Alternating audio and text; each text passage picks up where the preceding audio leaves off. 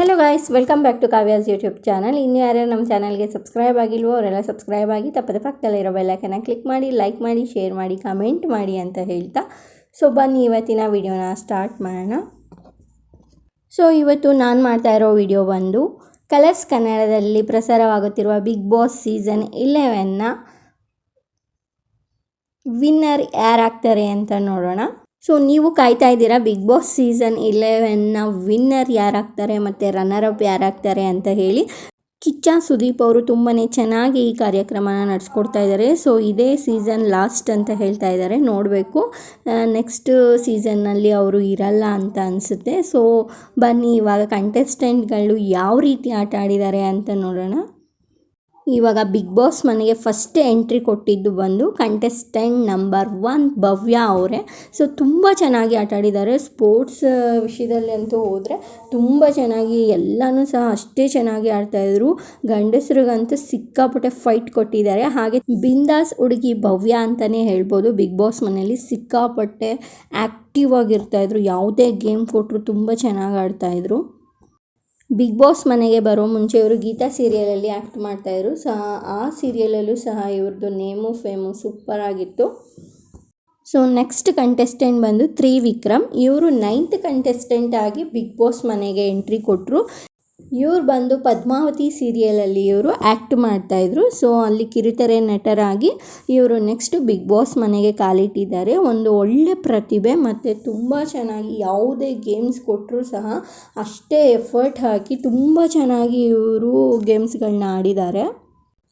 ಆಟ ಆಗಿರ್ಬೋದು, ಪ್ರಾಮಾಣಿಕತೆ ಆಗಿರ್ಬೋದು, ಅವರ ಸ್ವಾಭಿಮಾನ ಆಗಿರ್ಬೋದು, ಅವರ ವ್ಯಕ್ತಿತ್ವ ಆಗಿರ್ಬೋದು, ತುಂಬಾ ಚೆನ್ನಾಗಿ ಬಿಗ್ ಬಾಸ್ ಮನೆಯಲ್ಲಿ ಅವರು ಪ್ರತಿಯೊಬ್ಬರು ಮಧ್ಯೆ ಅವರು ಯಾವ ರೀತಿ ತೊಡಗಿಸ್ಕೊಂಡಿದ್ರು ಅಂದರೆ ಪ್ರತಿಯೊಂದು ವಿಷಯದಲ್ಲೂ ಸಹ ಅವರು ತುಂಬಾ ಕಾಳಜಿಯಿಂದ ಯಾವುದೇ ಕಂಟೆಸ್ಟೆಂಟ್ ಅವ್ರ ಎದುರಿಗೆ ಬಂದು ಏನಾದರೂ ಹೇಳಿದ್ರು ತುಂಬ ತಾಳ್ಮೆಯಿಂದ ಅವರು ಉತ್ತರನ ಕೊಡ್ತಾಯಿದ್ರು. ತುಂಬ ಚೆನ್ನಾಗಿ ಅವರು ಆಟನ ಆಡಿದ್ದಾರೆ. ನೆಕ್ಸ್ಟು ಕಂಟೆಸ್ಟೆಂಟ್ ನಂಬರ್ 15 ಉಗ್ರಂ ಮಂಜು ಅವರು ಬಿಗ್ ಬಾಸ್ ಮನೆಗೆ ಕಾಲಿಟ್ಟರು. ತುಂಬಾ ಅದ್ಭುತವಾಗಿ ಆಟ ಆಡಿದ್ದಾರೆ. ಇವರು ಉಗ್ರಂ ಫಿಲಮಿಂದನೇ ಸಹ ಇವರು ನೇಮು ಫೇಮು ಎಲ್ಲ ಪಡೆದಿದ್ರು. ಈಗ ನೆಕ್ಸ್ಟು ಮ್ಯಾಕ್ಸ್ ಫಿಲ್ಮಲ್ಲೂ ಸಹ ತುಂಬಾ ಚೆನ್ನಾಗಿ ನಟನೆ ಮಾಡಿದ್ದಾರೆ. ಹಾಗೆ ಇವ್ರದ್ದು ರಾಜರದ್ದು ಒಂದು ಟಾಸ್ಕ್ ಬಂದಿತ್ತು, ಸಿಕ್ಕಾಪಟ್ಟೆ ಚೆನ್ನಾಗಿ ಮಾಡಿದ್ರು. ವ್ಯಕ್ತಿತ್ವ ಆಗಿರ್ಬೋದು, ಪ್ರಾಮಾಣಿಕತೆ ಆಗಿರ್ಬೋದು, ಇವರು ಸಹ ಎಲ್ಲದರಲ್ಲೂ ಮುಂದಿದ್ದಾರೆ. ನೆಕ್ಸ್ಟ್ ಕಂಟೆಸ್ಟೆಂಟ್ ಬಂದು 16th ಕಂಟೆಸ್ಟೆಂಟ್ ಮೋಕ್ಷಿತಾ ಅವರು. ಮೋಕ್ಷಿತಾ ಪೈ ಸಿಕ್ಕಾಪಟ್ಟೆ ವೈರಲ್ ಆಗ್ತಾಯಿದ್ದಾರೆ. ಇವರು ತುಂಬ ಜನ ಫಾಲೋವರ್ಸ್ ಇದ್ದಾರೆ. ಇವರು ಕಿರುತೆರೆ ನಟಿಯಾಗಿ ಪಾರು ಸೀರಿಯಲ್ ಮುಖಾಂತರ ಇವರು ಹೊರಹೊಮ್ಮಿದ್ದು. ತುಂಬಾ ಚೆನ್ನಾಗಿ ಪಾರು ಸೀರಿಯಲಲ್ಲಿ ಇವರು ನಟಿಸಿದರು. ನೆಕ್ಸ್ಟ್ ಇವರು ಬಿಗ್ ಬಾಸ್ ಮನೆಗೆ ಎಂಟ್ರಿ ಕೊಟ್ಟಿದ್ದಾರೆ. ತುಂಬಾ ಚೆನ್ನಾಗಿ ಆಟಗಳನ್ನ ಆಡಿದ್ದಾರೆ. ಮತ್ತು ಗೇಮ್ಸ್ಗಳಾಗಿರ್ಬೋದು, ಅವರ ವ್ಯಕ್ತಿತ್ವ ವಿಷಯಕ್ಕೆ ಬಂದ್ರಂತೂ ಅವ್ರು ಎಲ್ಲೂ ಬಿಟ್ಕೊಟ್ಟಿಲ್ಲ. ತುಂಬಾ ಚೆನ್ನಾಗಿ ಆಟ ಆಡಿದ್ದಾರೆ. ತುಂಬ ಸರಳತೆಯ ಹುಡುಗಿ. ಒಬ್ಬರು ಯಾವ ರೀತಿ ಜೀವನ ನಡೆಸ್ತಾರೆ ಕಾಮನ್ ಪರ್ಸನ್ನು, ಆ ರೀತಿ ಇವರು ಬಿಗ್ ಬಾಸ್ ಮನೆಯಲ್ಲಿ ಇರೋದು ಇವರೊಬ್ಬರೇ. ತುಂಬ ಚೆನ್ನಾಗಿ ಎಲ್ರಿಗೂ ಯಾರಿಗಾದ್ರೂ ನೋವಾದರೆ ಅವ್ರನ್ನ ಯಾವ ರೀತಿ ಅವರು ಹೋಗಿ ಕೇರ್ ಮಾಡ್ತಾ ಇರೋದಿರ್ಬೋದು, ನೀವು ನೋಡ್ಬೋದು, ಗಮನಿಸ್ಬೋದು. ತುಂಬ ಎಪಿಸೋಡ್ಸ್ಗಳಲ್ಲಿ ನಾವು ನೋಡಿದ್ದೀವಿ. ತುಂಬ ಚೆನ್ನಾಗಿ ಎಲ್ಲರೂ ಸಹ ಅವರು ಬಾವಣಿಗೆ ಮಾಡ್ತಾಯಿದ್ರು. ಎಲ್ಲೂ ಸಹ ಅವರು ನಾನೇ ಮುಂದು ಅಂತ ಹೇಳಲ್ಲ ಮತ್ತು ಆ್ಯಟಿಟ್ಯೂಡ್ ತೋರಿಸಲ್ಲ. ತುಂಬ ಚೆನ್ನಾಗಿ ಆಟ ಆಡ್ತಾ ಇರ್ತಾರೆ. ಮತ್ತು ಮನೆಯಲ್ಲೂ ಸಹ ಎಲ್ಲರ ಜೊತೆ ಅದೇ ರೀತಿ ಬೆರೀತಾ ಇರ್ತಾರೆ. ಅವ್ರಿಗೆ ಯಾವಾಗ ಗೌತಮಿ ಮತ್ತು ಮಂಜು ಅವ್ರ ಜೊತೆ ಅಷ್ಟು ಕಂಫರ್ಟಬಲ್ ಝೋನ್ ಇರಲ್ವೋ ಆವಾಗ ಕೂಡ ಅವರು ಹೊರ ಬಂದು ಅವರು ಏನು ಅನ್ನೋದನ್ನ ಅವರು ಪ್ರೂವ್ ಮಾಡ್ಕೊಂಡಿದ್ದಾರೆ. ಇವತ್ತು ಅವರು ಫಿನಾಲೆಗೆ ಬಂದು ನಿಂತಿದ್ದಾರೆ. ತುಂಬಾ ಖುಷಿ ಆಗುತ್ತೆ. ನನ್ನ ಫೇವ್ರೆಟ್ ಕಂಟೆಸ್ಟೆಂಟ್ ಕೂಡ ಮೋಕ್ಷಿತಾ ಪೈ ಅವರೇ.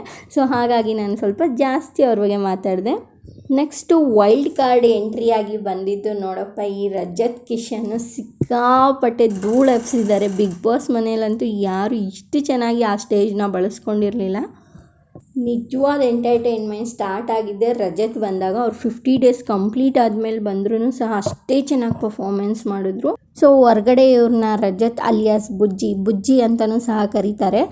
ಇವರು ತುಂಬ ರಿಯಾಲಿಟಿ ಶೋಸ್ಗಳನ್ನ ಮಾಡ್ಕೊಂಡು ಬಂದಿದ್ದಾರೆ. ರಾಜಾರಾಣಿ ಎಪಿಸೋಡ್ಸ್ಗಳಲ್ಲಿ ರನ್ನರ್ ಅಪ್ ಏನೋ ಆಗಿದ್ದಾರೆ ಅಂತ ನೋಡಿದ್ದೆ. ತುಂಬ ಚೆನ್ನಾಗಿ ಆಟ ಆಡ್ತಾ ಇದ್ದಾರೆ. ಮಾತ್ರ ಮಸ್ತ್ ಎಂಟರ್ಟೈನ್ಮೆಂಟ್. ಬಿಗ್ ಬಾಸ್ ಮನೆಯಲ್ಲಿ ಈ ಥರ ಎಂಟರ್ಟೈನ್ಮೆಂಟು ಕಮಿಡಿಯನ್ ರೋಲ್ ಆಗಿ ತುಂಬಾ ಚೆನ್ನಾಗಿ ಮಾಡ್ತಾಯಿದ್ದಾರೆ. ತುಂಬ ಬೇಗ ಇವ್ರಿಗೆ ಕೋಪ ಬರುತ್ತೆ, ಬಟ್ ಅಷ್ಟೇ ಒಳ್ಳೆ ಮನಸ್ಸಿನ ವ್ಯಕ್ತಿ ಅಂತ ಹೇಳ್ಬೋದು. So all the best Rajat ಕೂಡ ಆಟದಲ್ಲಾಗಿರ್ಬೋದು, ಅವರು ಉಸ್ತುವಾರಿ ಮಾಡ್ಬೇಕಾದ್ರೆ ಸ್ವಲ್ಪ ಎಡವ್ತಾಯಿದ್ರು, ಯಾಕಂದರೆ ಅವ್ರಿಗೆ ಅಷ್ಟು ಐಡಿಯಾಸ್ಗಳು ಬರ್ತಾ ಇರಲಿಲ್ಲ ಯಾವ ರೀತಿ ಮಾಡಬೇಕು ಅಂತ. ಬಟ್ ಪರ್ಫಾಮೆನ್ಸ್ ಮಾತ್ರ ತುಂಬಾ ಚೆನ್ನಾಗಿ ಮಾಡ್ತಾಯಿದ್ರು. ಸೊ 50 ಡೇಸ್ ಆದಮೇಲೆ ಬಂದ್ರೂ 100% ರಿಸಲ್ಟ್ ಕೊಟ್ಟಿದ್ದೀರಾ. ನಿಮ್ಮ ಪರ್ಫಾಮೆನ್ಸ್ ಆಗಿರ್ಬೋದು, ನಿಮ್ಮ ಆಟದಲ್ಲಿ ಯಾವುದೇ ರೀತಿ ಕೊರತೆ ಇಲ್ಲ, ತುಂಬ ಚೆನ್ನಾಗಿ ಆಡಿದ್ದೀರಾ. ಸೊ ಬನ್ನಿ, ನೆಕ್ಸ್ಟ್ ಕಂಟೆಸ್ಟೆಂಟ್ ಬಂದು ಹನುಮಂತು. ಇವರು ಸಹ ವೈಲ್ಡ್ ಕಾರ್ಡ್ ಎಂಟ್ರಿಯಲ್ಲಿ ಬಂದಿದ್ದವರು. ಇವರು ಸರಿಗಮಪಲಿ ಬಂದಿದ್ದರು ಮತ್ತು DKDಲಿ ಬಂದಿದ್ದರು. ತುಂಬ ಥರ ಬಟ್ಟೆಗಳನ್ನೆಲ್ಲ ಹಾಕಿದ್ದಾರೆ. ಬಟ್ ನನಗೆ ಯಾವಾಗಲೂ ಲುಂಗಿ ಮತ್ತು ಶರ್ಟು ಇದನ್ನೇ ಹಾಕಿದ್ರೆ ಕಂಫರ್ಟೇಬಲ್ ಅಂತ ಹಾಕ್ತಾಯಿದ್ರು. ಸೊ ಅವ್ರ ಜೀವನ ಶೈಲಿ ತುಂಬ ಡಿಫ್ರೆಂಟ್ ಆಗಿದೆ. ಬಟ್ ಆದರೂ ಅವರು ಬಿಗ್ ಬಾಸ್ ಮನೆಯಲ್ಲಿ ಇಷ್ಟು ಜನದ ಜೊತೆ ಹೋರಾಡಿ ಫಸ್ಟ್ ಟಿಕೆಟ್ ಫಿನಾಲೆ ತೊಗೊಂಡಿದ್ರಲ್ಲಿ ತುಂಬಾ ಖುಷಿ ಪಡೋ ವಿಷಯ ಇದೆ. ಸೊ ಹನುಮಂತು ಆಟದ ವಿಷಯ ಬಂದಾಗ ಅವರು 100% ಎಫರ್ಟ್ ಹಾಕ್ತಾಯಿದ್ರು ಮತ್ತು ಹಾಗೆ ಗೆದ್ದು ತೋರಿಸ್ತಾಯಿದ್ರು. ತುಂಬಾ ತಾಳ್ಮೆ ಇರೋ ಮನುಷ್ಯ. ಬಿಗ್ ಬಾಸ್ ಮನೆಯಲ್ಲಿ ಇವರು ಜೀವಿಸಿದ ರೀತಿ ತುಂಬಾ ಅದ್ಭುತವಾಗಿದೆ. ಸೊ ಇವ್ರಿಗೆ ತುಂಬ ಅರ್ಹತೆ ಇದೆ ಅಂತ ಹೇಳ್ಬೋದು. ಬಿಗ್ ಬಾಸ್ ಮನೆಯಲ್ಲಿ ಬಿಗ್ ಬಾಸ್ ಟಿಕೆಟು ಫಿನಾಲೆಗೆ ಫಸ್ಟ್ ಹೋಗಿದ್ದಕ್ಕೆ ತುಂಬ ಖುಷಿ ಇದೆ. ಸೊ ನೋಡೋಣ ಹಾಗಾದರೆ ಈ 6 ಜನದಲ್ಲಿ ಯಾರು ಸುದೀಪ್ ಸರ್ ಕೈನ ಹಿಡಿದು ಸ್ಟೇಜ್ ಮೇಲೆ ಹೋಗ್ತಾರೆ ಅಂತ ಹೇಳಿ, ಮತ್ತು ಯಾರು ಎಲಿಮಿನೇಟ್ ಆಗ್ತಾರೆ. ಇನ್ನೂ ಒಂದು ಎಲಿಮಿನೇಷನ್ ಇದೆ, ಯಾರು ಎಲಿಮಿನೇಟ್ ಆಗ್ತಾರೆ, ಯಾರು ಫಿನಾಲೆನ ತಲುಪ್ತಾರೆ ಅಂತ ಹೇಳಿ. ಸೊ ಈ ವಿಡಿಯೋ ನಿಮಗೆ ಇಷ್ಟ ಆಯಿತು ಅಂತ ಅನ್ಕೋತೀನಿ. ಸೊ ಇಷ್ಟ ಆಗಿದ್ದಲ್ಲಿ ಲೈಕ್ ಮಾಡಿ, ಶೇರ್ ಮಾಡಿ, ಕಮೆಂಟ್ ಮಾಡಿ. ಇನ್ನೂ ಹೆಚ್ಚಿನ ವೀಡಿಯೋಸ್ಗಾಗಿ ನನ್ನ ಚಾನಲ್ನ ಫಾಲೋ ಮಾಡಿ, ಸಬ್ಸ್ಕ್ರೈಬ್ ಮಾಡಿ, ಹಾಗೆ ಟಿಲ್ ಎಂಡ್ ಗಂಟ ವೀಡಿಯೋನ ನೋಡಿ. ನೋಡೋಣ ಈ ಟ್ರೋಫಿ ಯಾರಿಗೆ ಸಿಗುತ್ತೆ ಅಂತ ಹೇಳಿ. So thanks for watching. Take care. Bye.